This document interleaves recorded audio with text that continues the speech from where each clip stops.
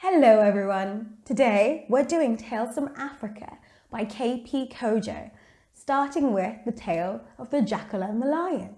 So go get comfy and let's get started. The Jackal and the Lion, a Koe and San tale. There was a time when the lion and the jackal were firm friends. Indeed, it is no accident that they both liked to crouch low. It is a habit they developed in their childhood when hunting together in the thick plains of lovegrass. Jackal would go ahead, find the prey, some idle eland or zebra, and signal Lion. Lion would crouch a little distance behind Jackal, waiting for the right moment. When he got the signal, he would run, take a leap off Jackal's back, making an arc like a rainbow and land, bam, right on top of the eland or zebra with his claws. And Jackal would laugh, rolling around in circles. That was Jackal and Lion, perfect hunting partners. No animal wanted to live where they heard Jackal and Lion roamed, but Jackal was so cunning that animals never knew where he was going to be next. He moved all the time, on lowlands, by drying streams, up hills, under caves, or by the big watering hole that looked like a bruise on the land.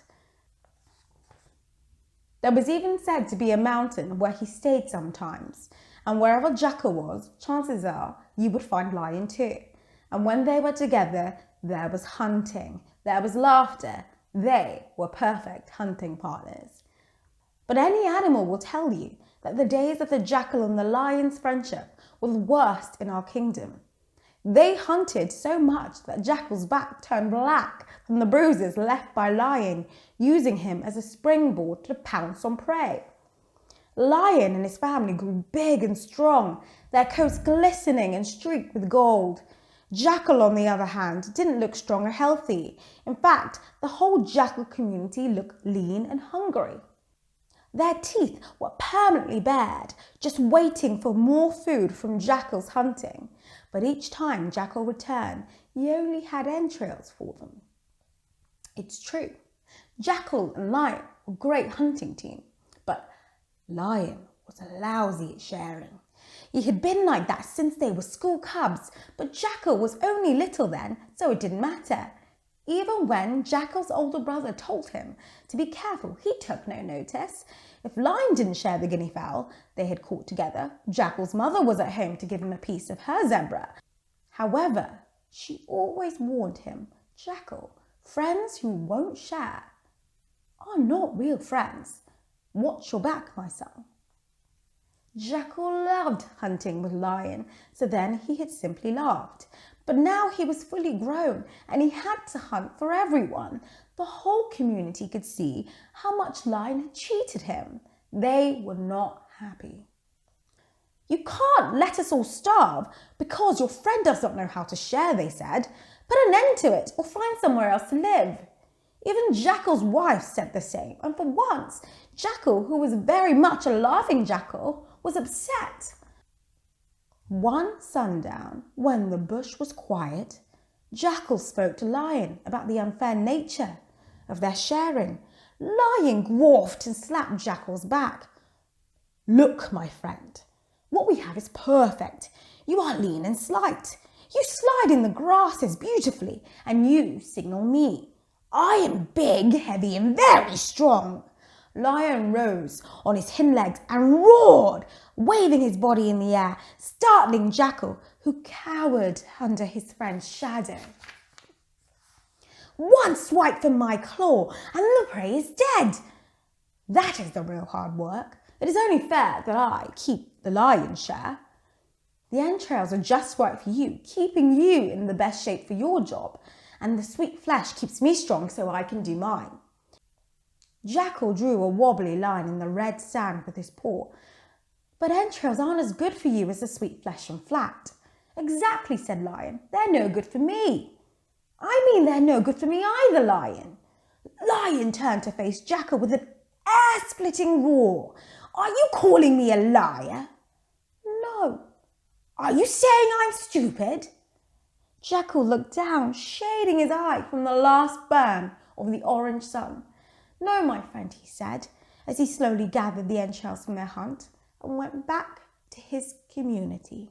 When Jackal got home and delivered the contents of his skin bag, a measly spread of Elander entrails for dinner, the other jackals turned on him. There was howling, there was hooting, there was catcalling, there was whistling, there was booing, and finally, there was shooing. Jackal was cast out of the community to roam by himself. Now, if you know anything about jackals, you know that jackals roam in packs. A jackal without a pack, without a family, is a miserable jackal, a sad, sad creature. Jackal slunk from cave to elephant grass, to stream, to hill, to love grass, all over the kingdom, all alone, thinking of how to get back into his pack. Lion, meanwhile, was at home, feasting on juicy eland with his wife and many cubs. On their next hunt, down near the big watering hole, Jackal spotted a young zebra. It was separated from its group and was exploring in the grass near a bouquet of pheasants. The silly zebra didn't even look up as the birds took off, sensing danger. With Jackal in place, Lion ran from behind, stepping on his friend's back, and jumped high. He swiped the zebra's head with his left claw as he landed on him. Then he sank his teeth into the zebra's neck until it was still. The other zebras scattered towards the setting sun. Jackal laughed and laughed. What a stupid zebra, he cackled. How can you be at a watering hole and not look around? He rolled about in the pale grass. A zebra should watch its back. But as the lion dragged the zebra towards the lair where they shared their hunts, Jackal fell silent. What's the matter, my friend? Asked Lion. Well, zebra is my mother's favourite meat. It would be nice to take her some. Lion laughed. But of course, you'll have a nice bag of entrails for her when we share this zebra. No, said Jackal. No, why? Said Lion. Do you not want your share? Oh, I do, insisted Jackal, but I can't take it back because I've been thrown out of the community. How silly of them. Aren't you the one who takes the food to them? Lion stopped in his tracks and tapped Jackal on the shoulder. You mean you have nowhere to go? Jackal nodded slowly. Oh, laughed Lion, that's great. You can help me by carrying the zebra. Come with me and eat with the lions. Really? Yes, really. Come with me. Jackal picked up the zebra and followed Lion. He was happy to have company. If only the jackals who said Lion was only using him could see him now. He was going to eat like a lion, juicy zebra meat to fill his belly. He was going to eat at a lion's homestead. Jackal had a smile as wide as the moon. When Lion's wife served the zebra, she placed large chunks of flesh in front of Lion and all 6 of his cubs.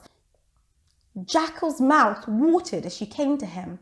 His portion seemed as big as a lion's, and Jackal shuffled to make space for it in front of him as she set it down. He closed his eyes in anticipation of the feast of flesh and fat. But when he opened them, he saw she had put 3 huge knots of entrails in front of him. Jackal glared at Lion, who was already licking his lips after his first morsel. I thought you said I would eat like a lion.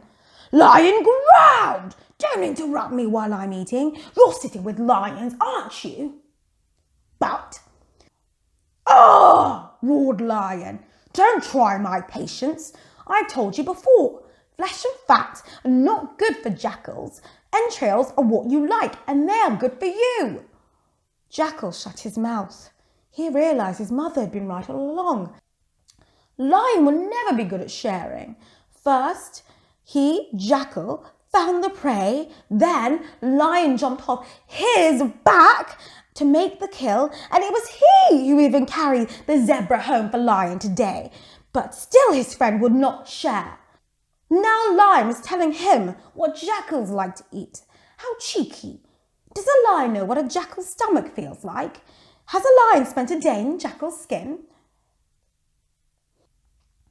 Over the next few hunts, Jackal noticed that Lion had stopped carrying the meat altogether, instead spending time playfully chasing pheasants and guinea fowls and rollicking in shallow ponds and clumps of ticklish dwarf grass. Jackal often had to wait for Lion to catch up. Still, when they got to Lion's homestead, everyone would have the tastiest chunks of flesh and fat that Jackal had carried, while Jackal was given the knotted entrails.